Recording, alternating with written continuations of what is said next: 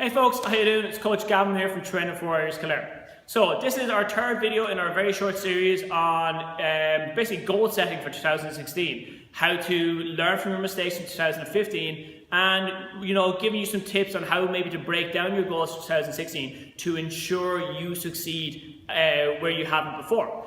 So again, on the board behind us, we're using the Core 4 concept, which Garrett White uses with his Wake Up Warrior movement. So again, credit to Garrett for the concept, all right? And in the first two videos, we discussed body goals, business goals, and now we're going to go on and discuss, we will discuss balance goals this time, okay? And as someone who has a young daughter, a small family, a young daughter, a startup business, again, and lots of other things going on then as well, I've every excuse in the world for why I've no balance, okay? But at the end of the day, all those excuses are completely invalid.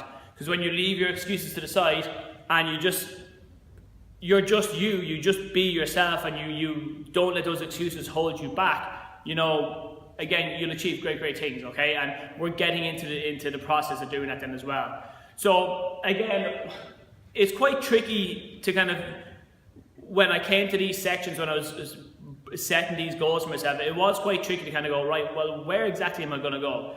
All I know is that balance-wise, in 2015, I ran myself into the floor and into the hospital 3 times over the year as well. I gave everything I had and then some to the business and was burning the candle at both ends and in the middle. And then when the middle broke, I burned all 4 ends that I had, okay? And I know there's people out there burning themselves out so much more intensely, and there's so much more on the line than my stuff, and I know there's people that are possibly following in my footsteps without realizing it, okay? So your health is your wealth, all right? And before you can serve other people and look after other people, be it as a father, as a partner, as a husband, as a brother, or anything like that then as well, or in your business, okay? You need to make sure that you are running fine, okay?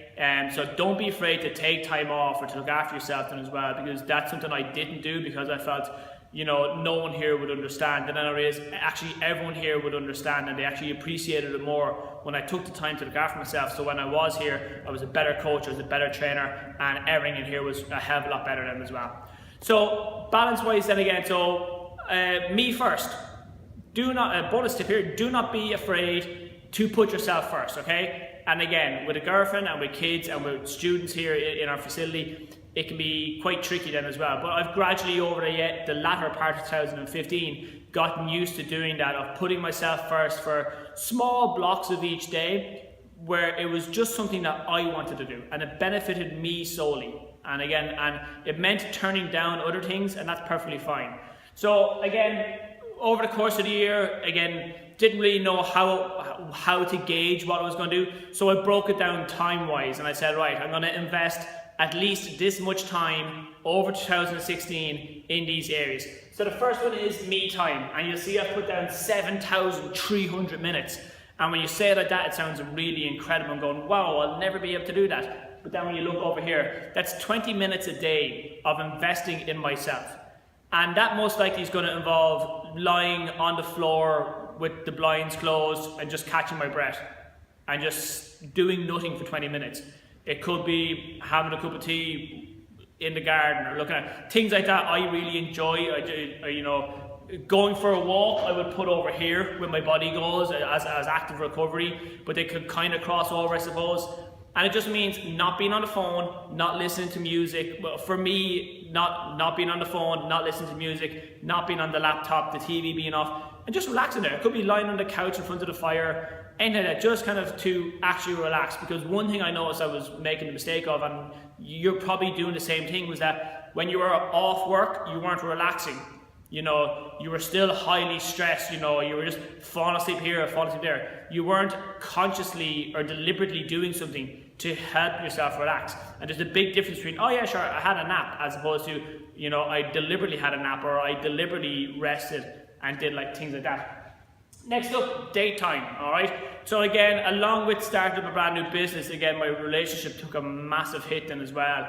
Again, I was quite the arsehole, and I've no problem admitting that. Anyone who knows myself and Emily will agree. So again, spending 20 minutes a day, so again, 7,300 minutes over 2016 would be invested solely with just myself and Emily, okay? And that could just be It could be going out somewhere. It could be sitting and just being with each other and talking to each other for 20 minutes. No phones, no TVs, no messing around as well. And just, you know, kind of getting back on track, because again, we're together nearly 3 years now, and again, you know, you're at that kind of odd stage where kind of the honeymoon period is over and all that kind of stuff, and we just moved in together, so we're spending a lot of time together and things. So just reinvesting in the relationship as well, because without that relationship then as well, you know, I've gained a lot of strength from it.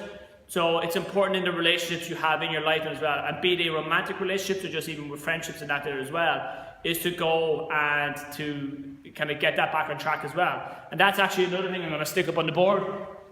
Stick up on the board here is that mate dates. Got to use that.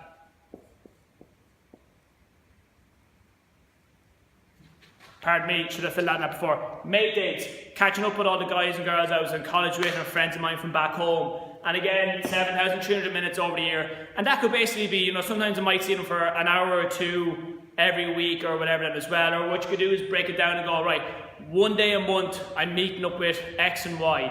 And it probably will mean planning in advance, because, you know, I'm at that stage now where I'm knocking on 30 years of age and we all have real jobs and families and things like that. So, you know, the days of college where you can meet up on a whim are kind of not as easy to do anymore, you know. So, but that doesn't mean it's impossible. It just means you need to ring that person and say, right, what are you doing on this date? Okay, we're meeting here. And if you have to change it, make sure you rebook it then as well, all right?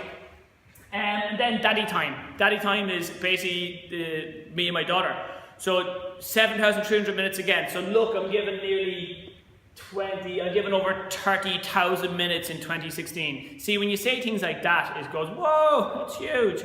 20 minutes a day, folks. 20 minutes a day, all right? So just me and my daughter. No phone, no laptop, no TV. Just pure me and my daughter. Now again, you know, for those of you with kids, you know, well, you spend more than 20 minutes with them.